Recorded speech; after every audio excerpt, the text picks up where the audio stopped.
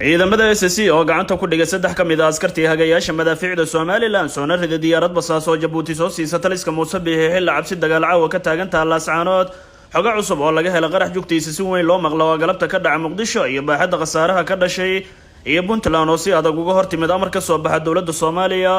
qodobadaas ayaan faahfaahin doonaa insha Allah waana habeen talaado soo galaydo taariikhduna waa 3 bisha Afraad sanada 2023 balse daawada marka hore muuqaalkan like saaro si shargare naguna soo biirsi degdeg ugu hesho akhbaaraadkii ugu dambeeyay ee caalamka ayna ku bilownay ciidamada SSC ayaa gacanta ku dhigay saddex maxbuus oo kamid ah askartii hagayaasha madaafiicda Somaliland oo maanta laba kamid ah lagu qabtay aaga Maraaga maxaabiistan gacanta lagu dhigay mid kamid ah waxaa lagu qabtay iska horimaad kooban oo maanta dhex maray laba sahan oo ka kala tirsan labada ciidan ee SSC iyo Somaliland askartan ay gacanta ku dhigeen ciidamada xaquudirirka SSC ayaa ka shifo qorshayaal culus oo ay damacsan yihiin ciidanka Somaliland waxay sheegeen inay jabhadda SNM qorsheynayaan inay weerar caawa ku ekeeyaan magaalada Laascaanood waxayna diyaari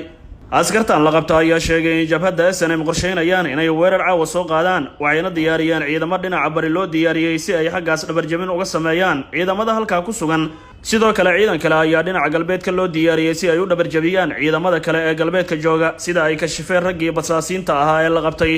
kadib xogtan waxaa heegan buuxa la geliyay caawa dhammaan ciidamada SSC ee ku sugan jiidaha hore ee dagaalka dhinaca kale ciidamada xaquudirirka SSC ayaa galabta soo riday diyaarad daroona oo wax basaasa oo dul heehabaysa duleedka Laascaanood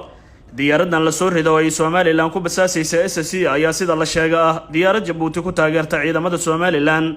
dhinaca kale hay'adda qaramada midoobay ayaa bilowday in gargaarkii gobolada SSC oo hore loo marsii jiray dhinaca Somaliland u soo wareejiso dhinaca Puntland xilli ay sii xoogaysatay xiisadda dagaal ee xukuumadda Somaliland iyo SSC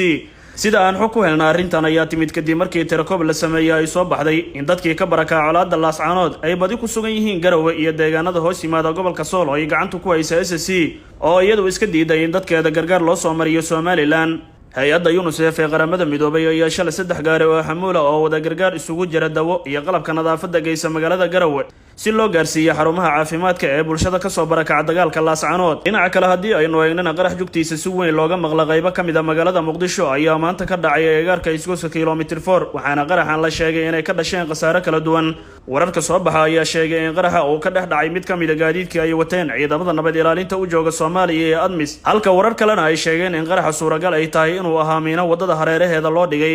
kolonyada gaadiidka ciidamada ADMIS ee qaraxu ka dhex dhacay ayaa ka yimid dhinaca laamiga Tarabuunka waxayna marayeen xilliga qaraxu dhacay agagaarka isgoyska kilomitir 4 ee magaalada Muqdisho qaraxa kadib ciidamada ADMIS ayaa furay risaas xoogan oo qalqal badan gelisay dadkii ku sugnaa isgoyska kilomitir 4 iyo hareeraheeda waxaana warar soo baxaya ay sheegayaan in qaraxa iyo risaas ay fureen ciidamada ay ka dhasheen khasaare badan laamaha ammaanka dawladda Soomaaliya wali wax faahfaahin kama bixin qaraxan galabta ka dhacay magaalada Muqdisho iyo risaas ay fureen ciidamada ADMIS